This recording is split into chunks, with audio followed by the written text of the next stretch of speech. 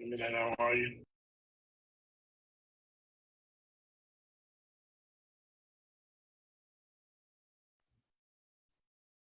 Okay, 6:01, and Leah, if you want to go and get started. I am. Could you go ahead and make me the co-host, please? Thank you. Good evening, everybody. How are you all? Thumbs up. Everybody good? Yes, good. I see some thumbs up. I'm going to take that to mean everybody's good. All right. So my name is Leah LaRue, and I am the Director of Neighborhood Planning Units for the Department of City Planning at the City of Atlanta. Very, very happy to serve you, and more importantly, happy to see you here with us tonight. Our goal with all of these classes is to just strengthen the community, to promote equity so that we know that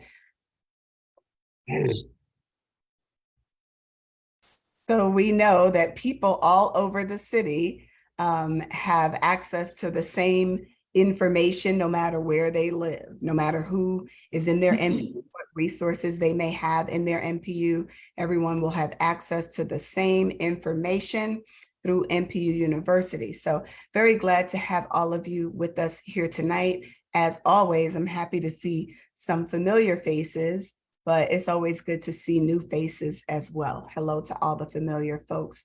I'm joined tonight by at least one of my colleagues that I saw. I don't really see other folks from my team, so I will introduce Samantha Terry, who is the MPU University Registrar and the Program Coordinator Senior for our training initiatives and education. Sam. Good evening, everyone. Thanks for joining us. And also joined by some of our colleagues in I always get the name of that office wrong, Policy and Research, I believe it is, in the Atlanta City Council. And I see a colleague from the Office of Buildings here as well. If you weren't aware, MPU University classes are free to all City of Atlanta residents and City of Atlanta employees. We do promote participation among city employees because we want them to have access to this information as well. We will not assume that anyone who works for the city knows everything about the city. So we always invite employees to participate in these classes and learn right along with us. All right, so we're gonna get started, and I will go through a couple of housekeeping rules.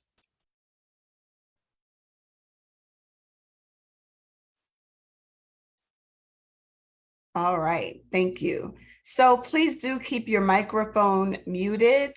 If you have questions or anything like that, you can raise your hand, and at the appropriate time, the instructor will acknowledge you to ask your question, or one of us will call on those that have raised their hands. But hold on one second, I'm sorry.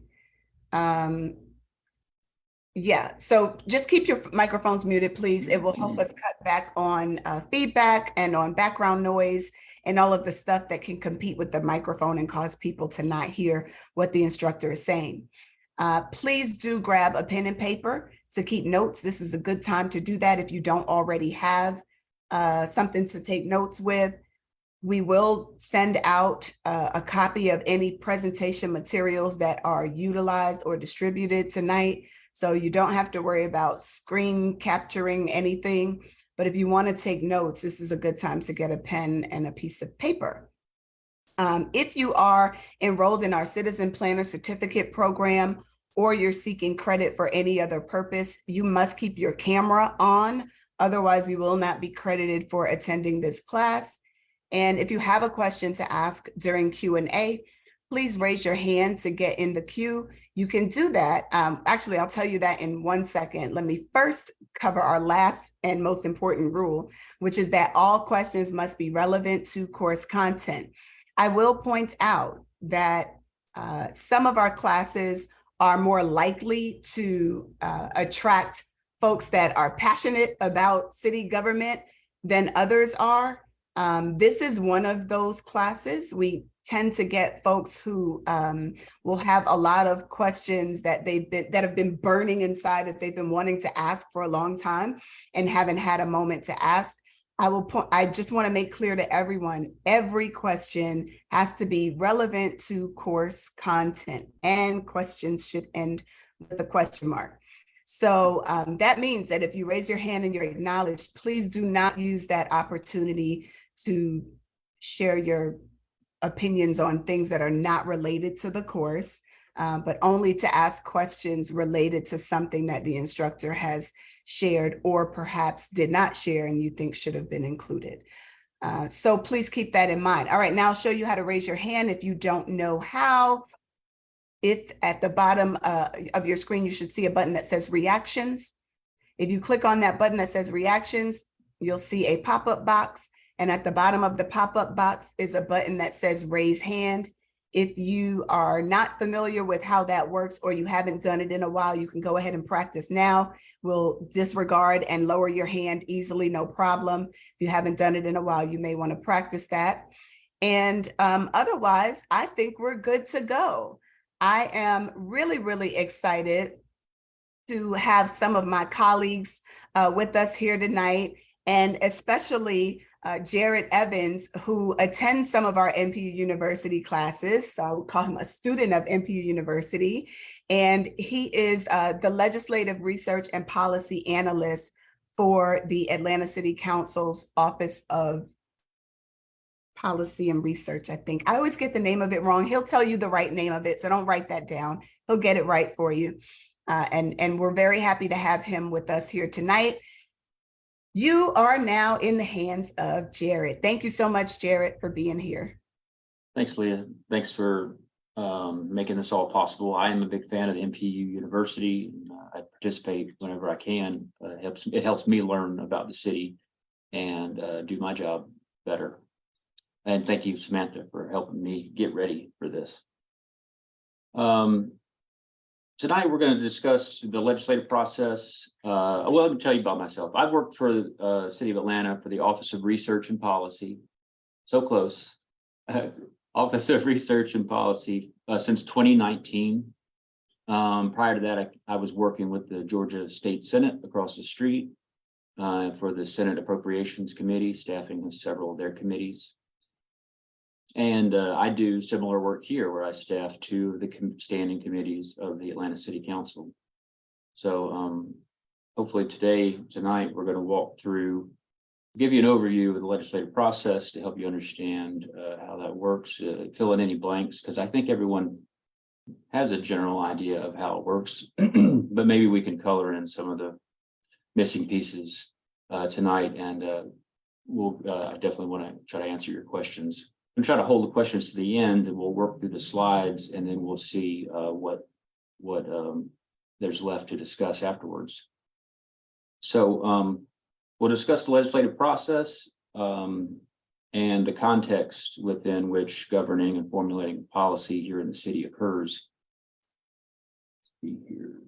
Let me move my screens around.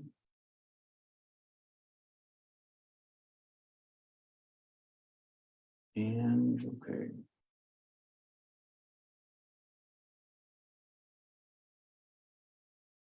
So this is our current cohort of council members.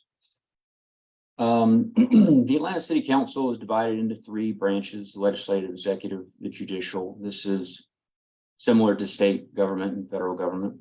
The Atlanta City Council serves as the legislative branch. The various city departments under the direction of the mayor constitute the executive branch, and the municipal courts, the judicial branch. The city council is the chief policy-making body for the city of Atlanta.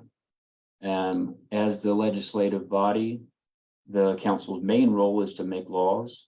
In addition, the council provides oversight to the city departments, boards, and commissions. The Atlanta City Council is comprised of 15 members. At the top there, you see Council President Doug Shipman. The Council President is elected citywide. The Council President presides at all meetings of the full council and votes in the case of a tie. The Council President appoints committee chairs and assigns council members to the 7 standing committees. The council president also would exercise all powers and duties of the mayor in case of a vacancy in that office or during some disability of the mayor. There are 15 council members.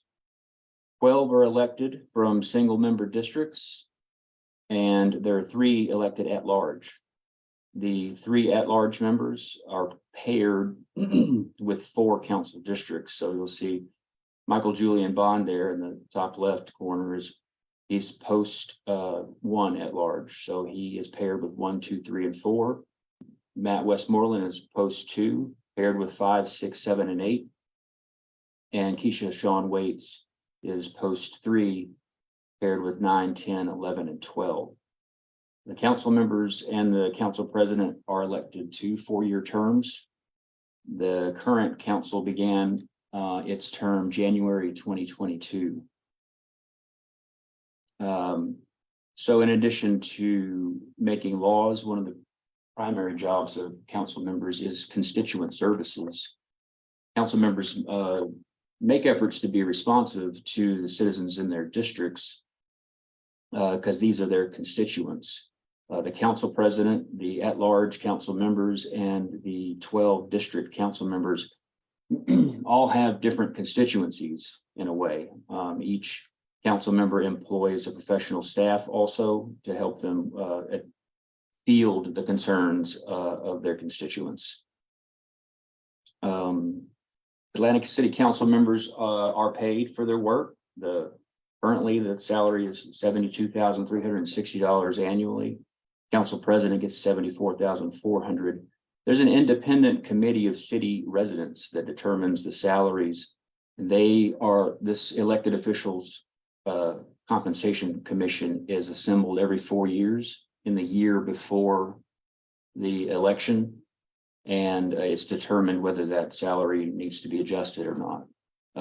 Then the current class of the council members votes on that, but they may not be the recipients of the change because they may not, win their election. So they're not voting to increase their current salary. They would still need to be elected by their constituents in order to receive that. We can talk a little bit about the types of legislation. At the top there, you see ordinances. Ordinances require 2 reads. And I'm going to explain the use of the word read here in the next slide. Charter amendments get 3 reads. Resolutions receive 1 read. And then there are communications. Communications they communicate information like reports or studies that are being delivered to the council, appointment nominations for certain boards, authorities, and commissions, and the appointment of certain cabinet level positions, or all cabinet level positions.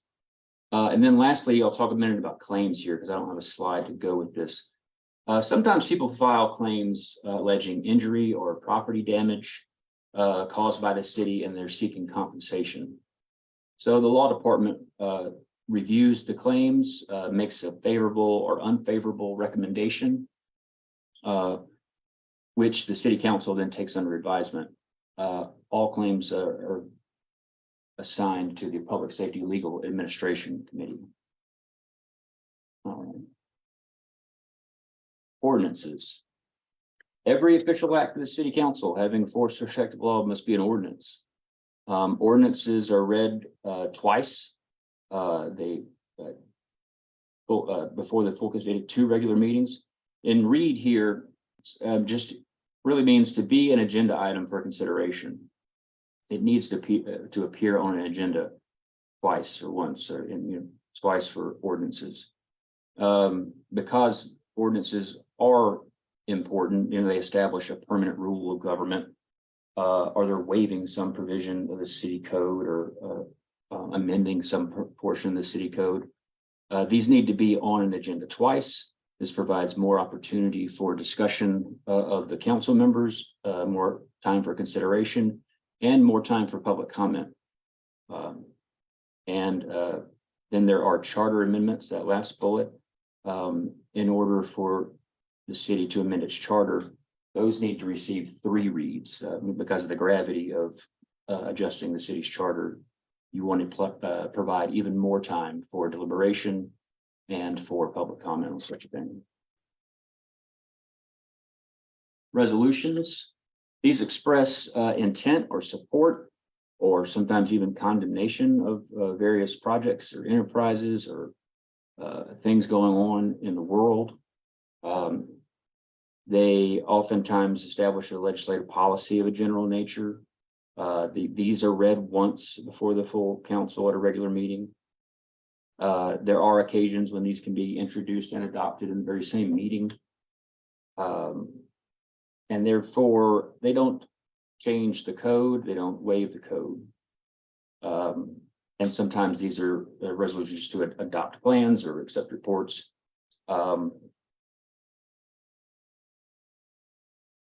Let's move on. Communications. Many of you are active in the city, and you might actually be you may be members of boards or authorities or commissions. And you, in all likelihood, then you had an appointment communication that went through the process.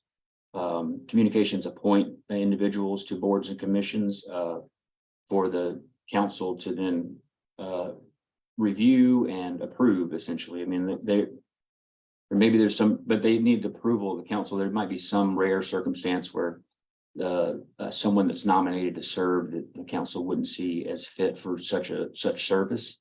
I've never seen that happen, but I suppose it could. Communications also can be used just as submissions for reports or studies, or to appoint members of the cabinet.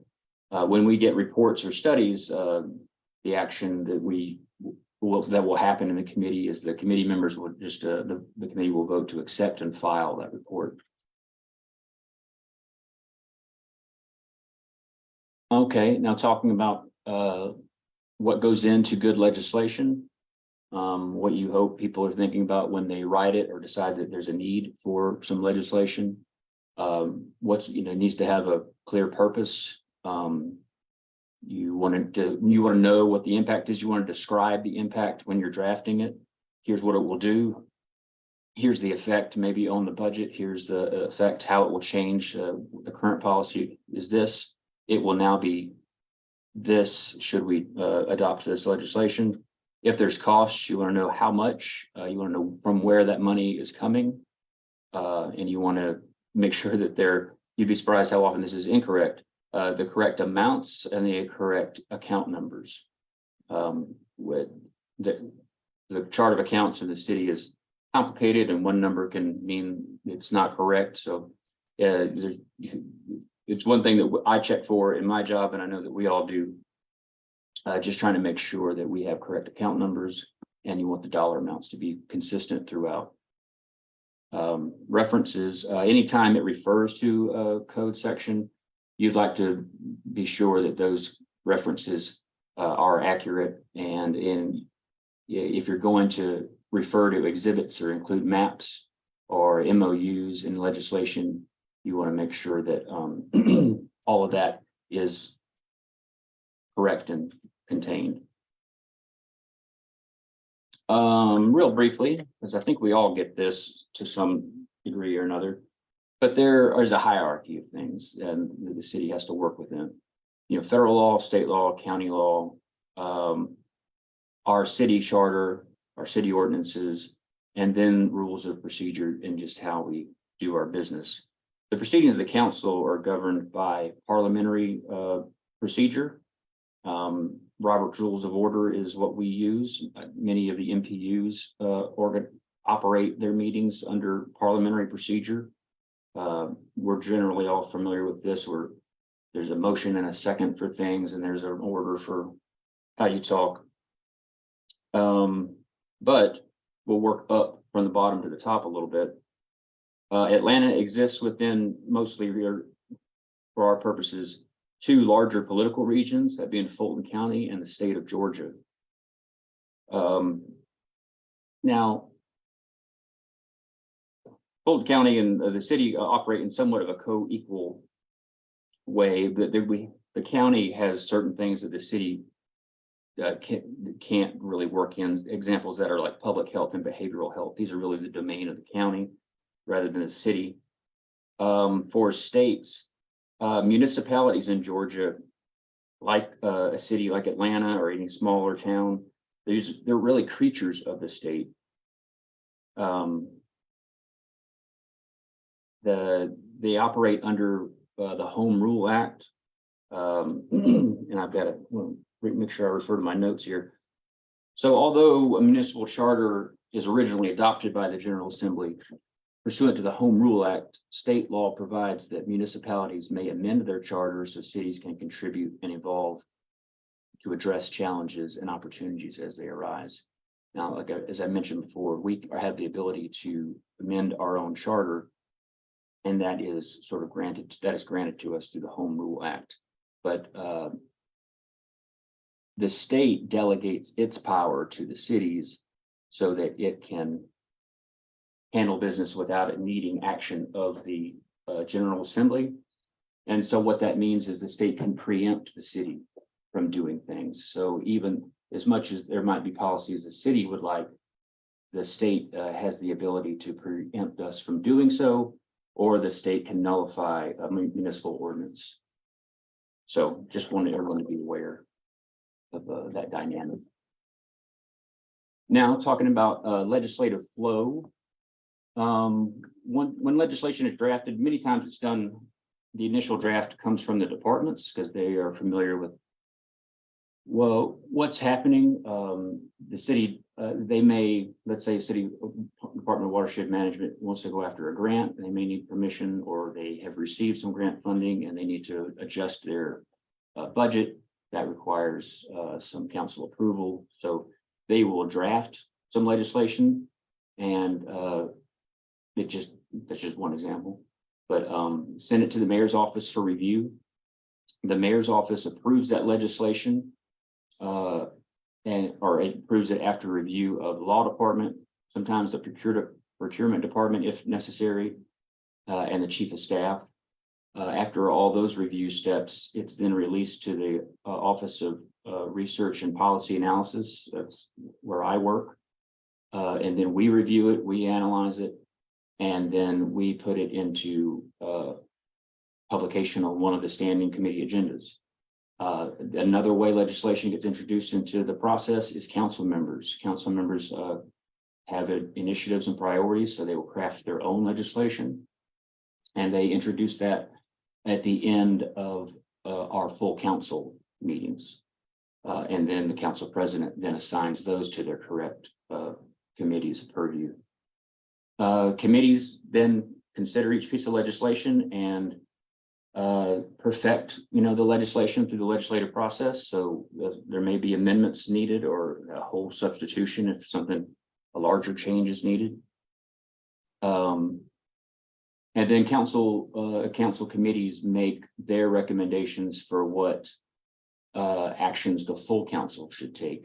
So council committees will recommend approval or to file something, or maybe to hold it in the committee so that they can continue to do some work on the legislation if there's some unreadiness around it. And then sometimes they will averse legislation, adverse. So the committees approve things frequently. If they don't like a piece of legislation, often they will file it if they decide there's no need for it anymore, or it's just they don't want it to go anywhere else. The recommendation will be to file. And then if rarely what happens is they'll adverse a piece of legislation where not only do they say what that says is this won't go anywhere, it's that this won't go anywhere, and it kind of says this is a bad idea on top of all that. So after the legislation gets adopted by council, legislation then is presented to the mayor's office within 2 days of the meeting. And then the mayor has 8 calendar days to act the signature to approve or to veto the legislation. There's a lot of legislation that moves through, so oftentimes he doesn't sign it, just takes no action, but it becomes law automatically if he hasn't signed it or vetoed it.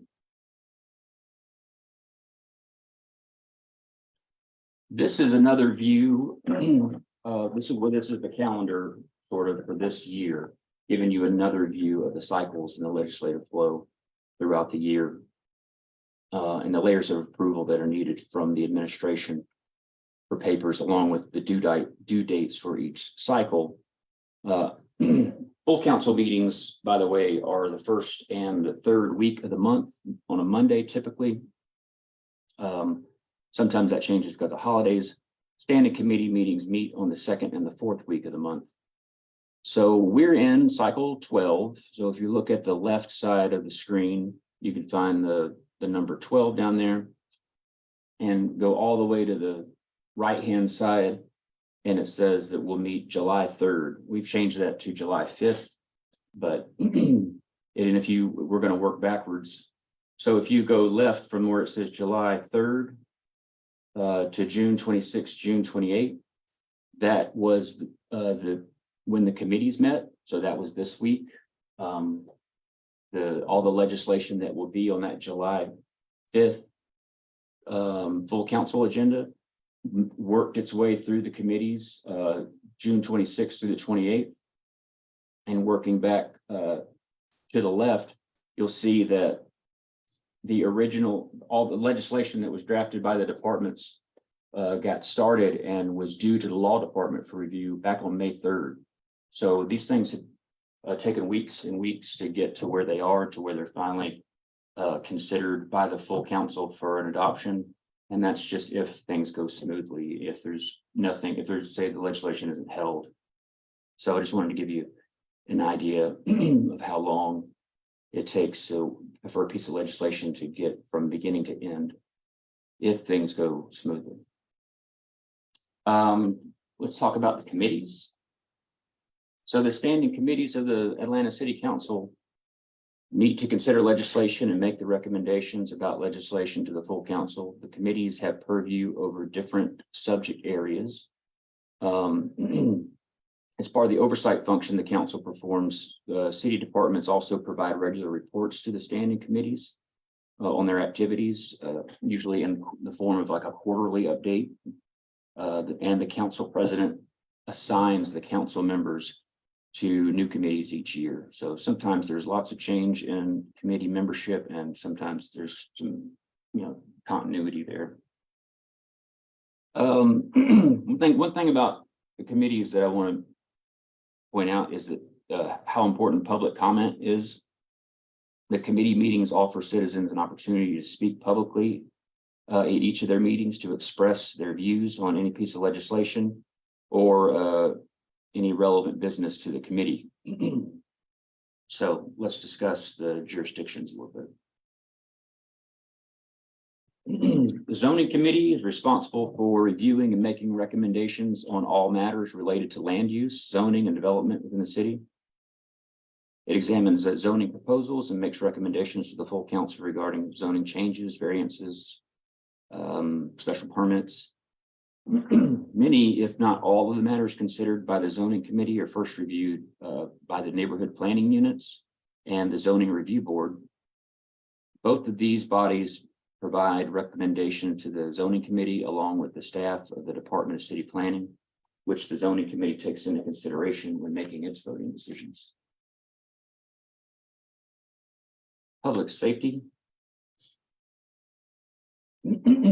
This has jurisdiction over public safety matters, as the name, obviously implies.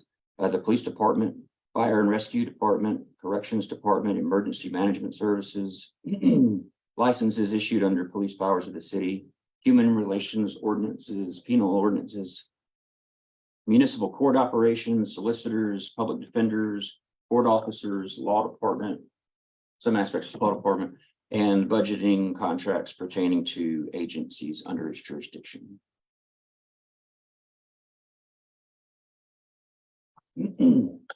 The Community Development Human Services Committee has jurisdiction over city planning, economic development, building code enforcement, parks and recreation, grants and community development, capital improvement programs, the development impact fee matters, Atlanta Housing Authority, WorkSource Atlanta, Invest Atlanta, Atlanta Beltline, and all budgeted contracts pertaining to agencies under its jurisdiction.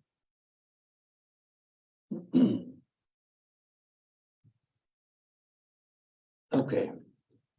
The city utilities has jurisdiction over solid waste, sanitation, recycling, sewage, waste disposal, cable television, watershed management, public works, Metropolitan Atlanta River Protection Act. Actually, that one goes to zoning.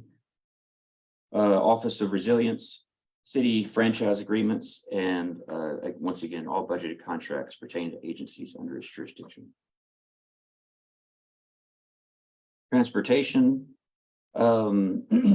transportation matters, aviation, Hartsfield Jackson, Atlanta International Airport, MARTA, Atlanta Regional Commission, infrastructure bond issues, Atlanta Beltline transit related items. And again, all budgeted contracts. Committee on Council. This is a jurisdiction over matters relating to the organization and operations of the city council itself. It's responsible for developing and implementing council rules and procedures, as well as overseeing council staff and facilities. The committee also has the authority to investigate complaints against council members, or to recommend disciplinary action if there's any necessary. Finance Exec Committee. It says jurisdiction over matters related to the budget, financial management, personnel, labor relations, information technology, administrative operations of the city government, and also just oversees city contracts and agreements, works to ensure that the city resources are being used effectively and efficiently. This is a busy committee. Here, just wanted to touch on our, and you guys are all going to get a copy of this presentation. This shows you who the committee members are for each of the committees. Tells you when they meet, who the policy analyst is assigned to that committee, and who the legislative assistant is. So when you're thinking about legislation that you're tracking or that's just of interest to you generally, and or you want to contact your and lobby some of your council members, a good place to start is to the chair of that committee and the other members of the committee. And again, public comment is very important at these meetings. So take note of the time, and if you can get down here to give your 3 minutes of public comment, that's a great way to get engaged and involved and maybe sway the outcomes. So you got zoning committee. Marcy Collier Overstreet is chairing that in 2023. It meets Monday at 11. Public Safety Legal Administration, chaired by Dustin Hillis, meets later on Monday at 1 p.m. And I am the zoning committee policy analyst, so I don't know everything, but if you were to contact me, I could, if I didn't know the answer right away, I could probably track an answer down for you in a reasonable amount of time. City Utilities is chaired by Council Member Jason Winston. They meet Tuesdays at 10 a.m. and David Johnson here in our office is the policy analyst. Community Development Human Services this year is chaired by Jason Dozier. It meets Tuesdays at 1:30. That is again one of the committees for which I'm responsible. Transportation Committee, Councilmember Amir Faroki is chairing that this year. They meet Wednesdays at 9:30. David Johnson is staffing that. And then later that day at 1:30 on Wednesdays, Alex Wan chairs Finance Executive Committee and staffed by Corinne Lindo, who's our Deputy Staff Director. Now, on the days that the full council meets, that is the day that the Committee on Council meets. It meets at 11 a.m. that morning. It's chaired by Councilmember Liliana Bakhtiari and staffed by Meltrisa McMichael as the policy analyst. A little earlier that day, this happens every day before the full council meets, there's a committee chairs briefing. And in that meeting, the council president is going to preside over the meeting.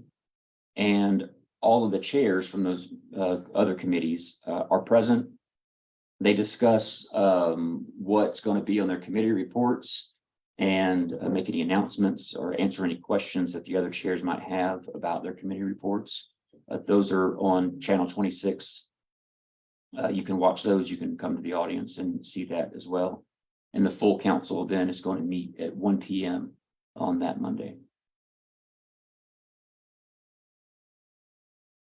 So if you were to come to a meeting, which I hope that you all do, this is just a glimpse at what our full council, the first couple pages of one of our full council agendas.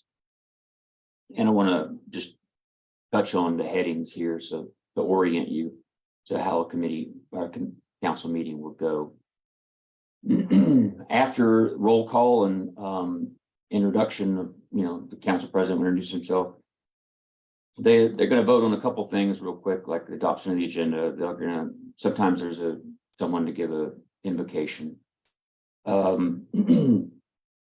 some point after the pledge, there's often proclamations or some sort of honor bestowed on some active member of the community, somebody who's made a big difference. We can do up to 5 of those per council meeting.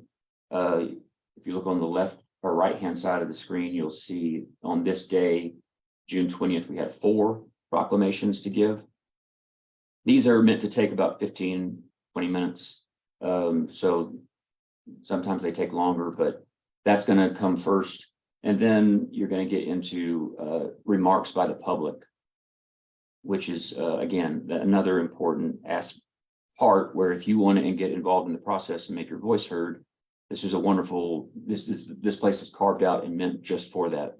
Sometimes we have 50 or so people, and sometimes we have hundreds.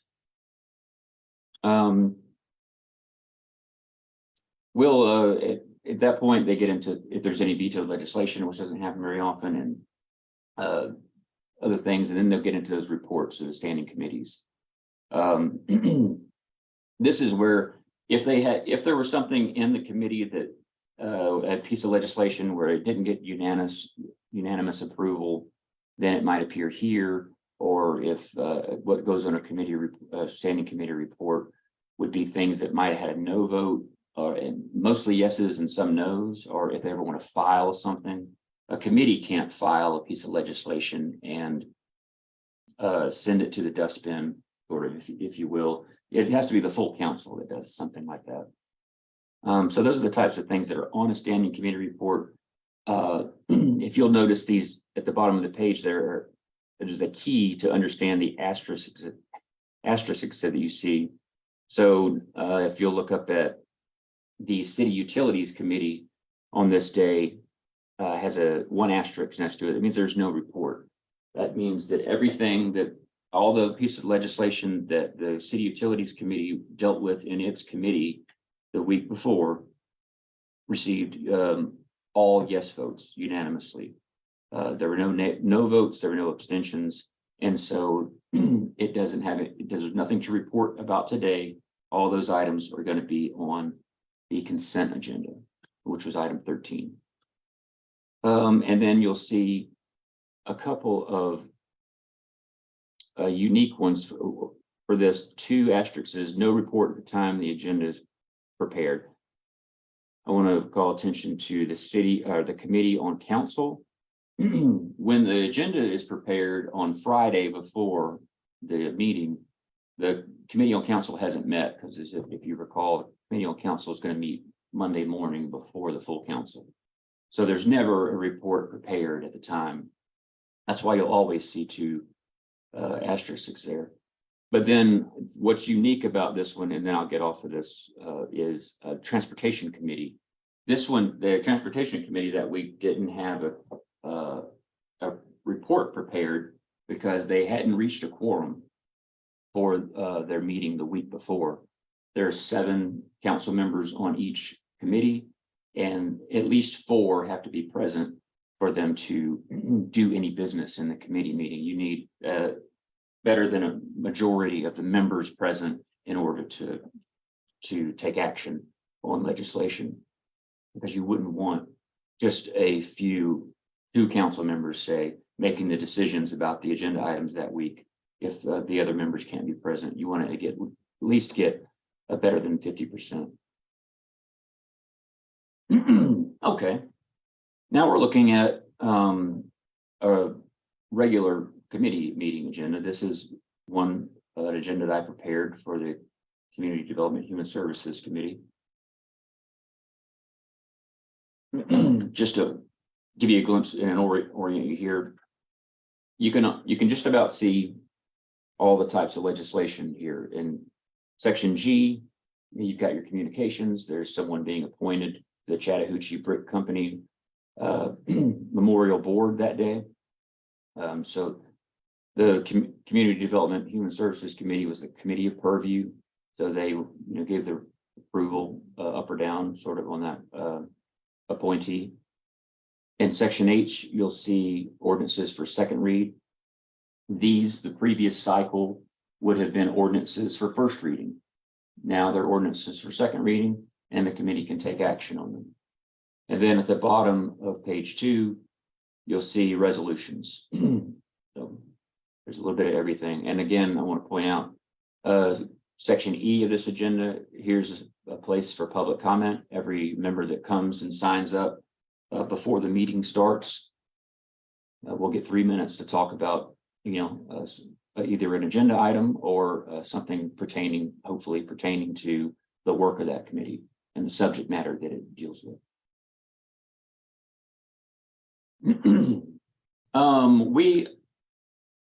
We're active on social media. We have a council communications department that works to publish things to keep their people informed.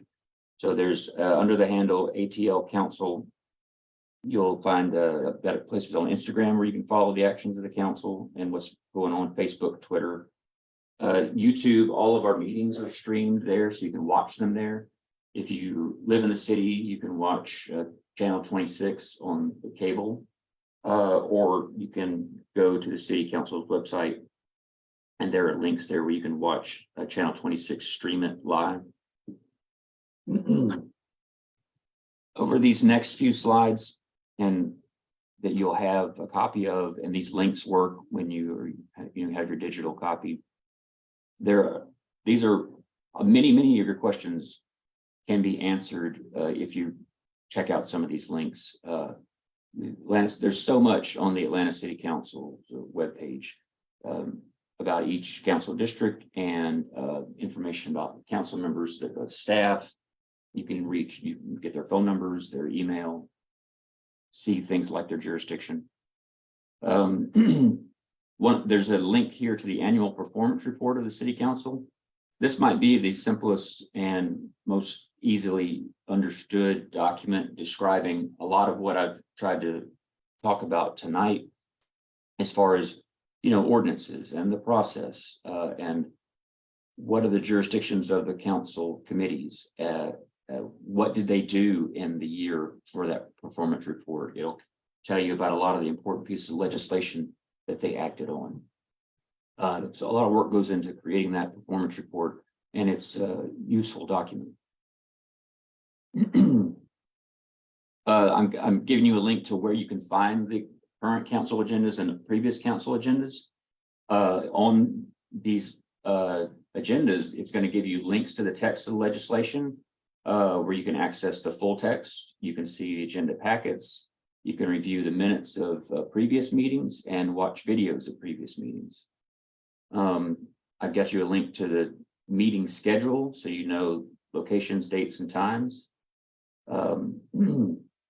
Again, you have it in the slides, and here is where it's posted, the actual committee appointments, so you can see which council members are on each committee, because contacting your council members if I were to choose a hierarchy of how I wanted to influence the decisions of the council, and I live in the city of Atlanta, first thing I'm going to think about doing is contacting the council member that represents the district that I live in, and or the district of where the item, where let's say you're interested in the conditions of a park.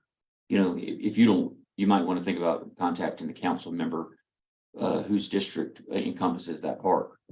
And then I'm going to think about who is on the Community Development and Human Services Committee, because that is the committee under which Parks and Recreation falls under. So I would contact my council member, the council member covering the park, that post-large member, that post at 123 at-large member that has co-responsibility for the area. I would contact the chair of the committee. And then lastly, I would think about contacting and trying to get FaceTime with all of the members of that committee. So I'm going to give you this link here to the jurisdictions. So if you're ever curious about, if you're not sure which committee, that there's a document there that's going to help make that clearer for you. The municipal clerk. The municipal clerk is the holder.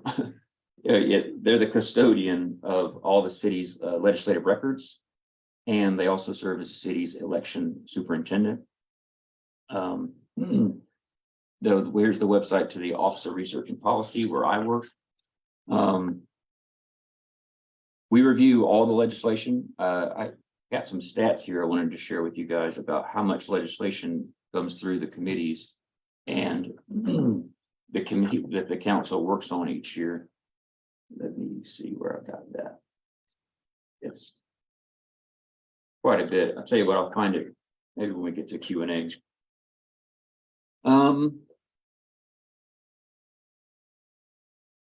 And the Office of Communications, like I mentioned, I've got their website there for you as well.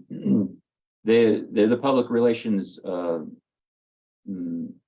arm of the city council. They're there to deliver accurate information and timely information about the city council, about the actions that it's about to take or what's going to be on its agenda, and then let you know things that it has done. It's useful for city employees and for the public generally. Lastly, here, if you're thinking about following things through the legislative process or what our current laws are, I got you a link to Municode. So you can view the city charter, you can view the code of ordinances as it currently is. Keeping in mind that for creatures of the state, they're provided links here to the Georgia Code, the Georgia Constitution, and just the website to the Georgia General Assembly, which is super important to keep an eye on during those few months of the legislative session, January to April-ish. And that takes me to the end here. So I'm happy to answer questions, clarify anything, and turn it over to you guys. Thank you so much, Jared. That was so informative. If you don't mind, so anyone who has a question, you can go ahead and raise your hand now, and we'll go ahead and start calling on you. Jared, if you could go back 2 slides and keep that up for a bit, I want to drop those links in the chat while you're taking questions. It was the, I think slide 28 was the first one you had that had links on it. Yeah, that one. So I'm gonna, There's 7. Yeah, I forgot several about pages. Okay. All right. Well, that one is good. Council and performance report. Okay. I'll go ahead and drop all of those into the chat while you are taking questions. The first question that I see, hold on, let me go in order. Miss Brooks. Hi, Jennifer. Hello. Thank you very much. So I was interested in what you had to say about resolutions versus ordinances, and also personal papers. So those are all ways of presenting legislation, and it looks like resolutions and personal papers are kind of designed to skip some steps that include public engagement. So could you speak to why would they do that instead of presenting them to the public for the 2 or 3 reads as they would for an ordinance? No, I wouldn't say that resolutions are designed to skip public comment. It's just that they get 1 read versus 2 for an ordinance or 3 for a charter amendment. Most and personal papers, while they're introduced at the end of a city council meeting, they're then referred to the committees to go through that process. It's only on the rare occasion that there is an immediate consideration type item, and that is when a council member would introduce a resolution. And at that very same full council meeting, the city council could then act on it and adopt it. And when that happens, it's typically something, just happened in the news and they want to express their support for, something, or occasionally they condemn some other country for some atrocity that's happened. I mean, that happens rarely, but oftentimes when they when a paper is introduced for immediate consideration, 1 or more of the council members may push back and say, is this really something that we need to do today? Why can't this go through the process? So there are voices that, try to dissuade them from doing things immediately, but it is a resolution, and, that is not meaningless, but it won't be a change to the city code and it won't be a change to the charter. Okay, thank you. Thank you for that question. And Ms. Battle, good to see you, Ms. Battle.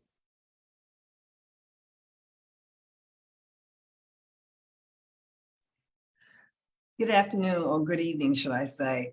My question is more in line with how does this council president select committee chairmanship?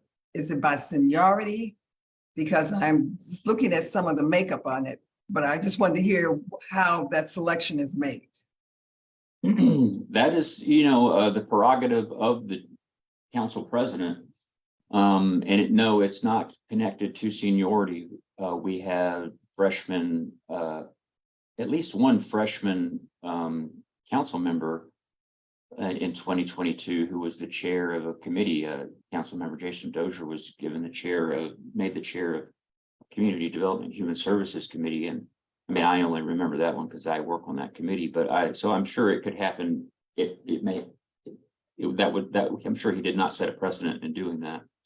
The chair tries to think about, the council president, rather, I think tries to think about who brings a passion to a topic, and who he thinks might, just have something to add to that particular policy area.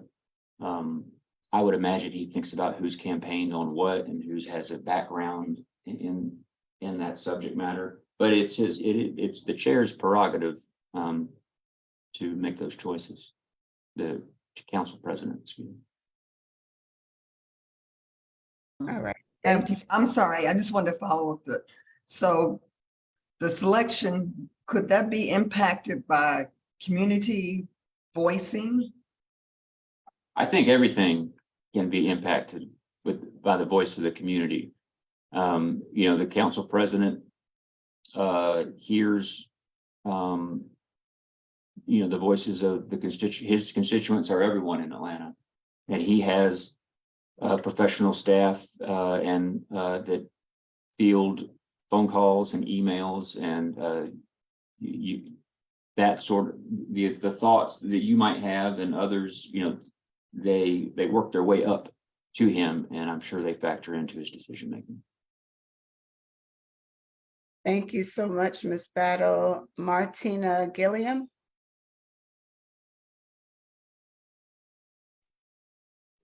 Hi, can you hear me? Yes, ma'am. Hi, sir. Good afternoon. How are you? I just want to know briefly.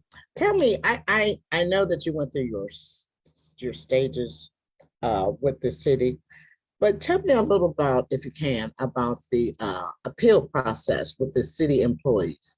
Do your appeal process, I know it was handled under the city guidance. Is it still turned over to the state after the resolutions are not resolved with the city? Is it turned over to the state for them to have final ruling under the personal border review? Or are they involved with it still?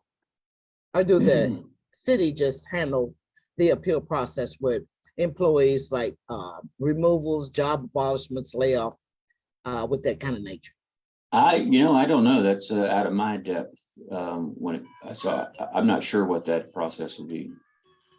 Yeah, and I'm not positive that that's relevant to course content. I think it kind of Okay, toes the line there. okay, But I'm sorry. no, I no, was no, just- I was it's just okay. curious. If you send me an email, I can try to pass that along to somebody who might be able to Okay, answer the question for okay, you.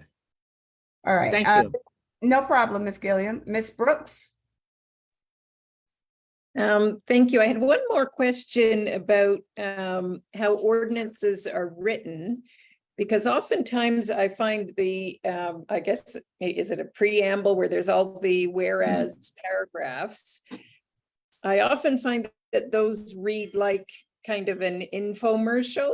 And some of the things are just sort of full of all sorts of adjectives and not necessarily factual, as though they're trying to sell people on this legislation. And that sort of looks weird to me. And really, it does seem to me, be influencing unduly what the, well, I just think the city council members deserve factual information.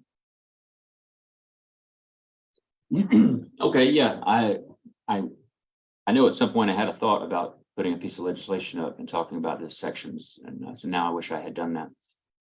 You're right, that those whereas clauses, the preamble, is really optional.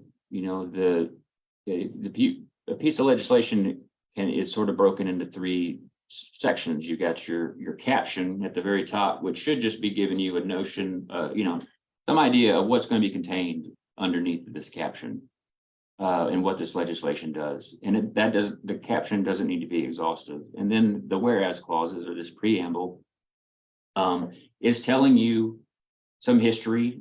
This is, it basically is telling you this is what has happened that led us up to making, why we think this needs to happen. Whereas XYZ happened, now therefore be it resolved that 1, 2, 3 is going to happen. And so that the whereas clauses can be colorful and persuasive, is what they're trying to be. It's trying to make a case for, because all these things are the way they are, that is why the city council of the city of Atlanta ordains such and such. And then it goes on to what, either in a resolution or an ordinance, what would be the binding clauses. Well, the parts where the binding clauses are at the end, and these are the things that either change the code, or create the law, or this is what we resolve to do, or to request that the administration do. So whereas clauses are optional, they should be serving a purpose of sharing some facts that may not be known, but it is setting up why we need to do this, why such and such is going to be ordained, or why we resolve to do XYZ. So you're right. I think that sometimes they can be, to you, they seem like they're selling you something, but it should just be telling you why we need to do something. And so are they written by the staff of the council members who are putting it forth based on their own research, or are they written by the special interest groups or lobbyists that are supporting this or asking for this legislature? Well, in my experience, from the city and working with the state, their lobbyists aren't writing anything for the city generally. I mean, they do more at the state level. With the city, it's the departments are drafting a lot of legislation, and then they're telling you, you know, here's the contract that needs to be, you know, extended, and it was first agreed to here, and it was expired on this date, and this is why we need to enter into this other contract. You know, and if it's if it's a council member's paper, like a personal paper, some combination of council member themselves, council member staff, legislative staff are going to play a hand in putting it into legislative form. You know, a council member will have an idea, here's an initiative, here's what I want to do, and I want to make sure this legislation says X, Y, Z, and it actually has the impact of doing ABC. And so some staff, or, you know, the council members themselves, you know, can get active in drafting things. But at some point, it's the council member's name on it, they review it, and then they okay things. So it's a team effort really going into what ends up being the final wording, the final text of ordinances and resolutions. And during the committee process, you know, the whereas clauses are sometimes adjusted, they're amended, new sections are put in, some are deleted. You know, all the legislation is perfected through the legislative process. Thank you so much, Jared. Oh, were you done, Jennifer? Yeah, I was just saying thank you very much. All right, awesome. Are there any other, oh, I'm sorry, I did get 2 questions. One is, what about DeKalb County? I think we posted a link for Fulton and not DeKalb. I didn't see what that link was, but Yeah, I may have forgotten. DeKalb is sort of the redheaded stepchild, because only a small piece of Atlanta is there. So that's my fault. okay.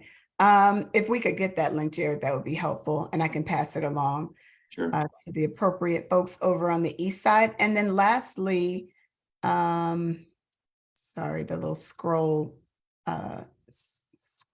chat scroll situation is not friendly to me. Council district dashboard, could you explain the council district dashboard? Oh, yeah. It's interactive. I might try to go there. I can. Am I still sharing my screen, you guys? You're not, you can hit share again to pull it up. Let me see. I wrote some notes about it that I can just. And I can share it too, Jared, if you prefer. I love our council desk. Yeah, please do that. All right, will do. Maybe I didn't.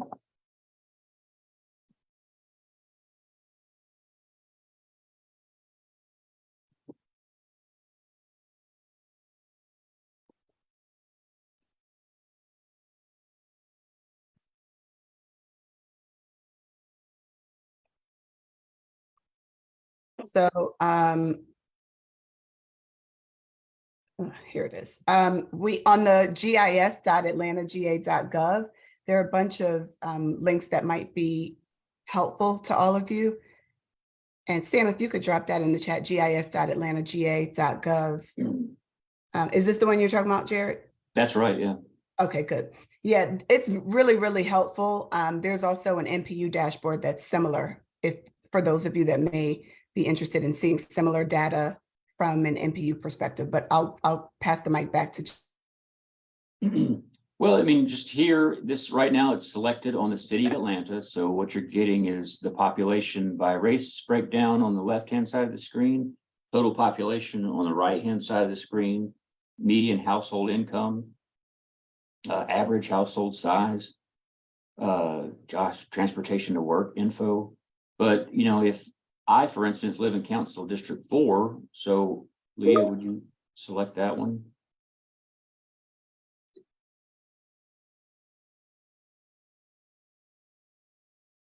So, I mean, it's just going to it's going to give you more demographic data and information about your specific council district that you live in or the one that you're interested in. 36,000 people in the council district 4, according to 2020. Median household, median home value. I just think there's a lot of info here that I mean, data is important, helps you. But maybe you think something, but here you can go find out is if that's true. You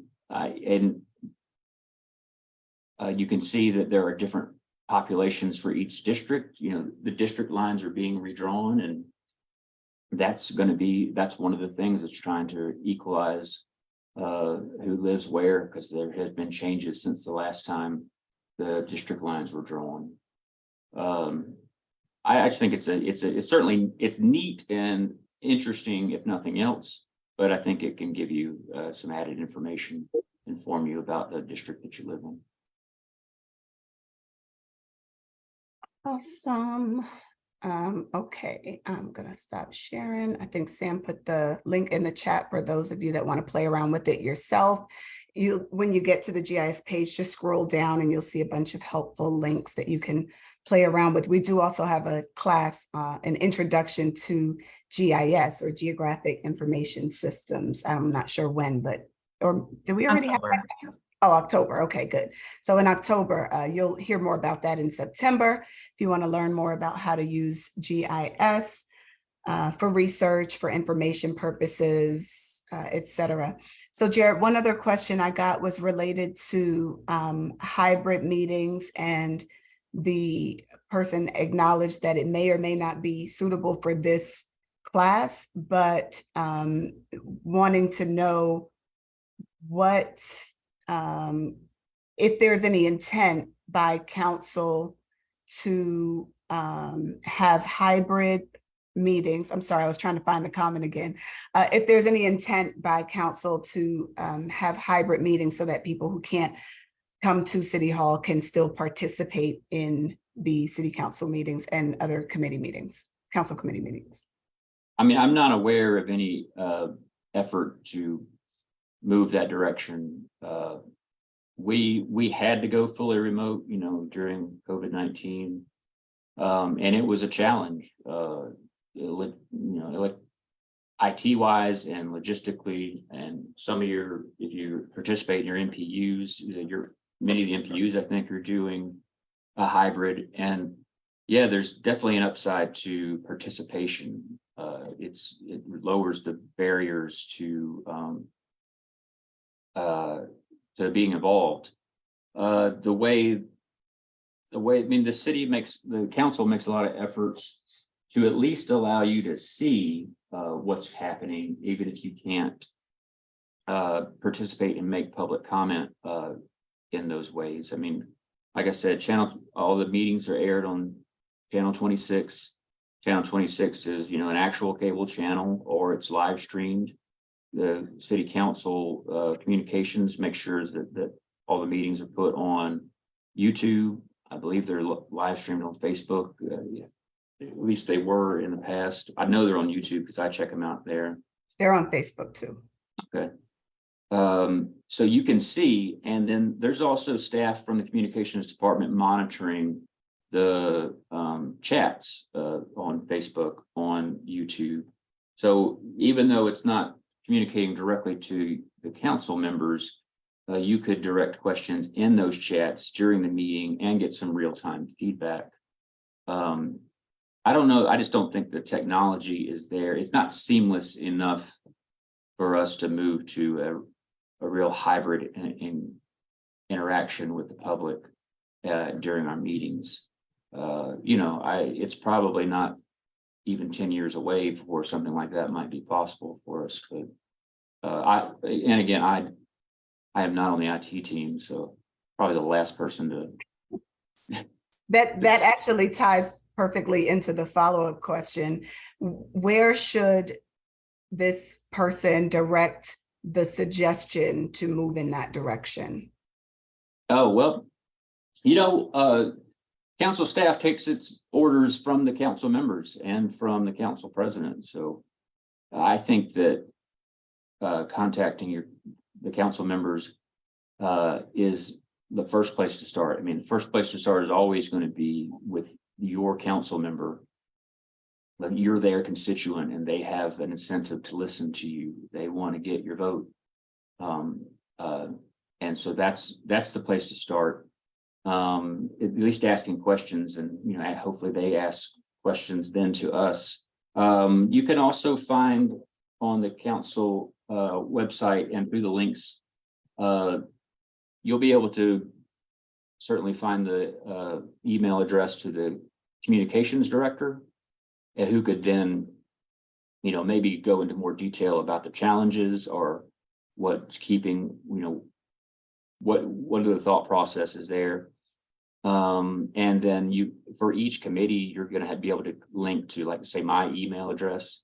And because, I don't know the answer to that question here today, but if I got an email about it, that would, I would have some time to look into it and then at least reply with some sort of,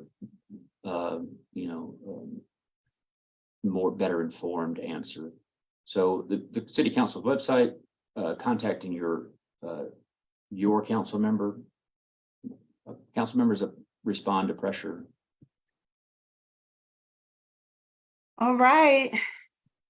That's Jared keeping it real. Last call for questions. I don't see any other hands raised. And that means for us that we are going to get off work a little earlier than we planned. I see one. Angela, what's up? What's your question? Hi, I have a question, and I know I'm kind of getting late in a lot of the politics and everything like that, but it is interesting to find out, how do you end up becoming a part of council? What is that step towards getting to be a council member? Becoming a council member? Mhm. The Office of the Municipal Clerk has an instruction book on how to be a candidate, and what is required.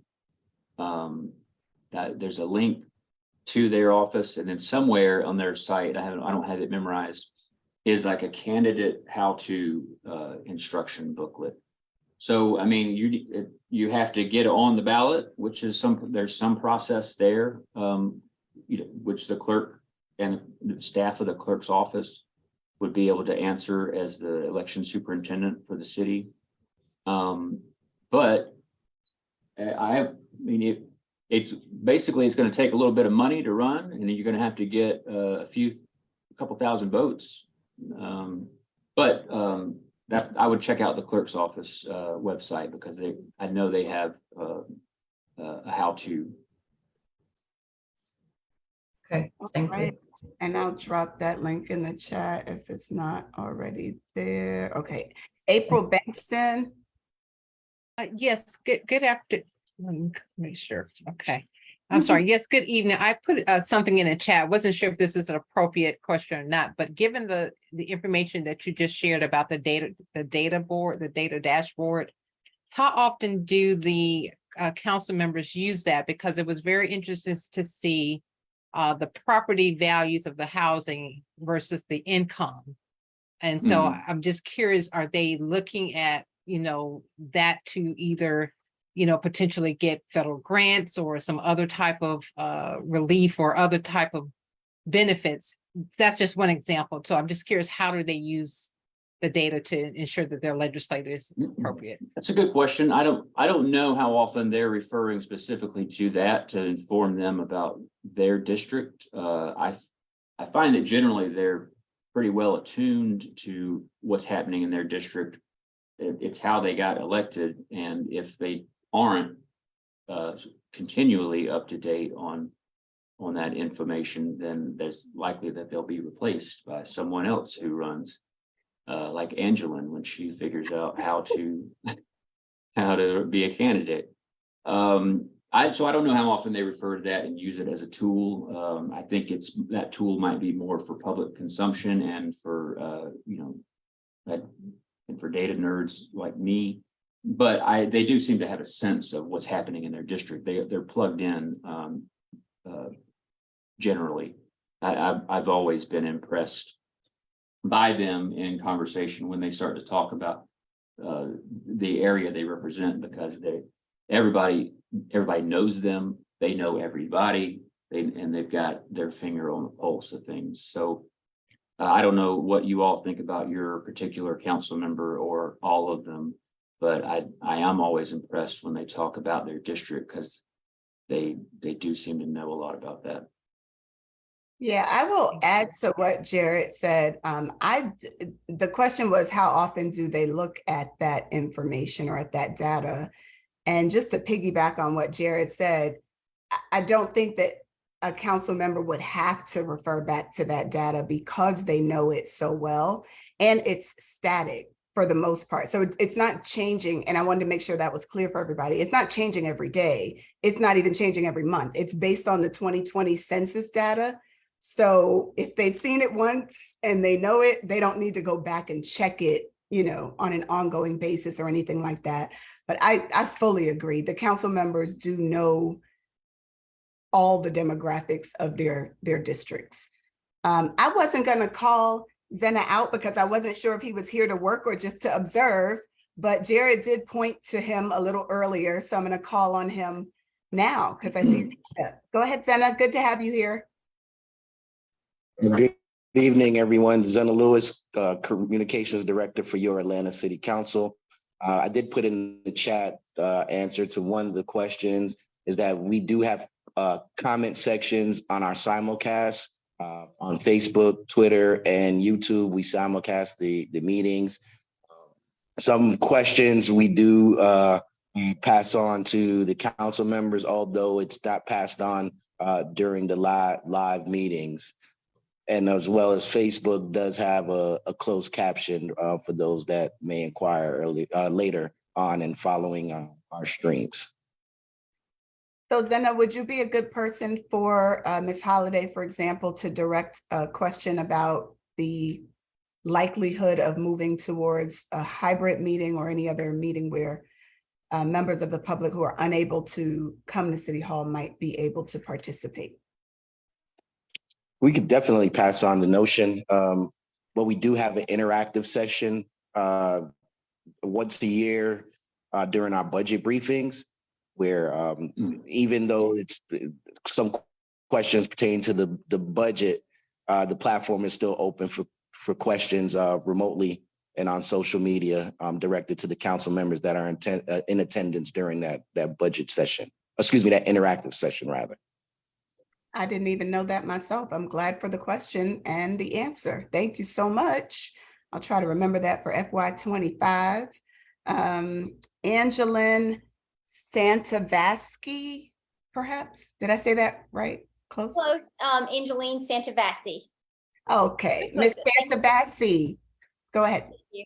I have a question about ordinances, and if members of the public aren't in agreement with an ordinance or would like to get an ordinance amended, how would they go about doing that? Is there a certain amount of signatures that they do and then they bring that to the city council? Or is that more so, you mentioned different departments, and so I don't know, like, if there's like a process for that.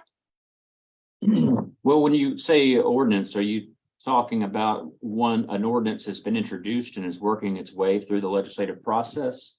So it's like it's a proposed piece of legislation?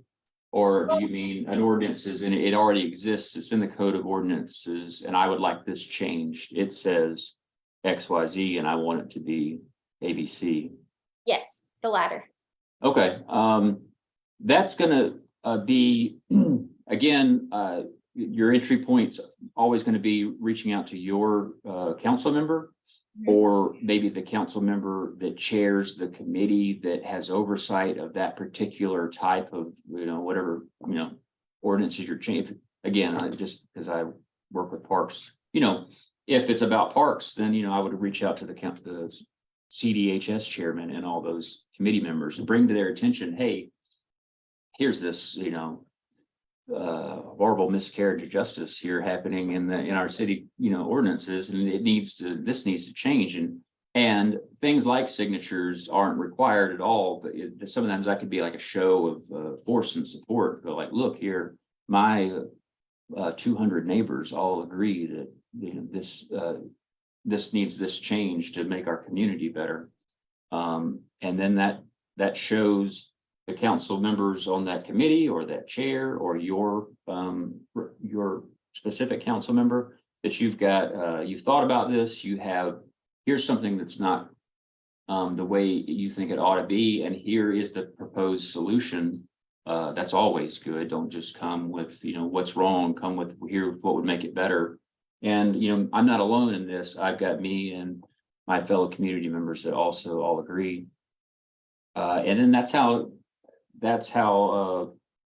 those ideas can get into the heads of your council members. And then the council members reach out to their staff or to us and they say, I think I want to introduce legislation that is going to make this change. And can you draft that up for me, Jared? And then I'll take this idea, I'll put it into a legislative form, with I've described the caption, some whereas clauses, about what it is, what it should be, and here's what this other city did.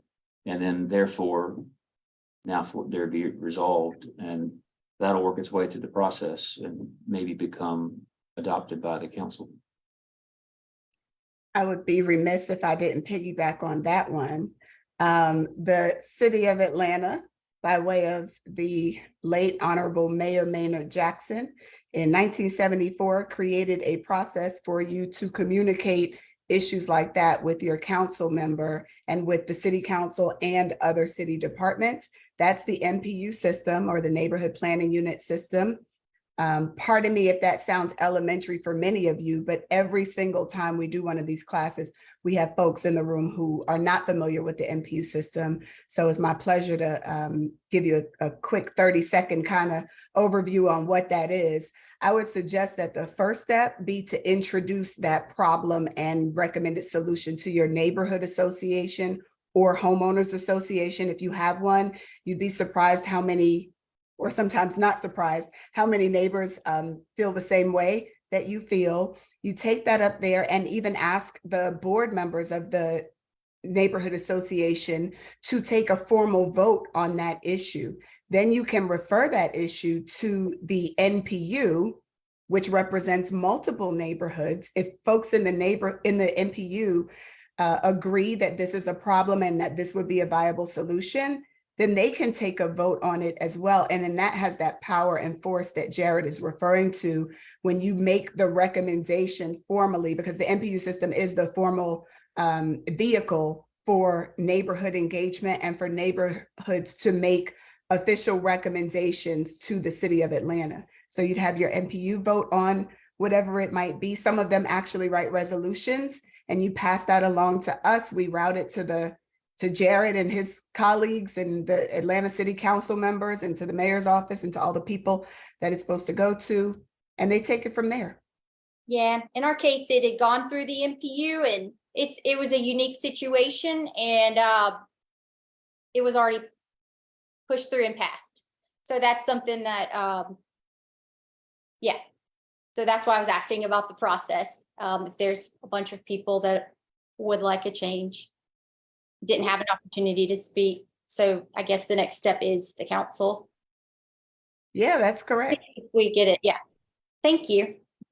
Yeah, I'm glad you mentioned that, Lee, because people don't have to start from scratch here in the city. You don't need to mobilize all on your own. There's an entryway into governing the city and getting the attention of city council members through the NPU system.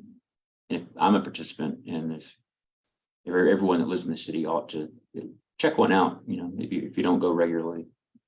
And ours have been really helpful. NPUB, our chair has been super helpful, and some of the other board members in making sure the community feels heard. So I definitely do appreciate them too. Good, glad to hear that. NPUB is definitely a really, really good one. Y'all have had good leadership for quite some time now. All right, any other questions, anybody? Going once, going, Miss Watkins. Good evening. My question is, what is a scribbler's error? How do you correct the error? And is the process faster than doing corrective legislation? So as like a scrivener's error is typically it's just spelling or a typo somewhere. It's something that can be changed easily because it's not really changing the intent usually of legislation or substantially altering the legislative intent when something was passed. If an ordinance or a resolution passes and it contains an error and somebody feels it's important enough to change, it's going to require legislation to make that change. An ordinance to amend ordinance 23-0-1381 or something along those lines. But you don't normally do that just for a scrivener's error. And then if I notice some kind of scrivener's error early in the process before it even gets on to like a committee agenda, I would just check with the author or someone who's intimately involved with it and say, is it all right if I make this change? And then I would just change that before it goes on an agenda and gets considered by a council member. But scrivener's error should be just spelling, commas, obvious mistakes in the way something was written down versus any sort of amendment or change to the legislation. Got it. Thank you. Thank you, Jared. All right, so thank you guys so much for joining us tonight. And I hope that this class was really, really informative. I know it's always informative for me. I always learn a lot in this class. And thank you, Jared. That was so helpful and very informative. I think we're going to pass this along to Samantha to close us out with some updates on what happens next. Hey, everyone. Oh, am I muted? Okay, I'm not muted. Hi, everyone. If my screen is sharing appropriately, you all should have received an email from me less than a few minutes ago. In the email, you will find a copy of the lesson that Mr. Evans taught today, as well as a link to our course evaluation. But I also put it in the chat for those that are still here.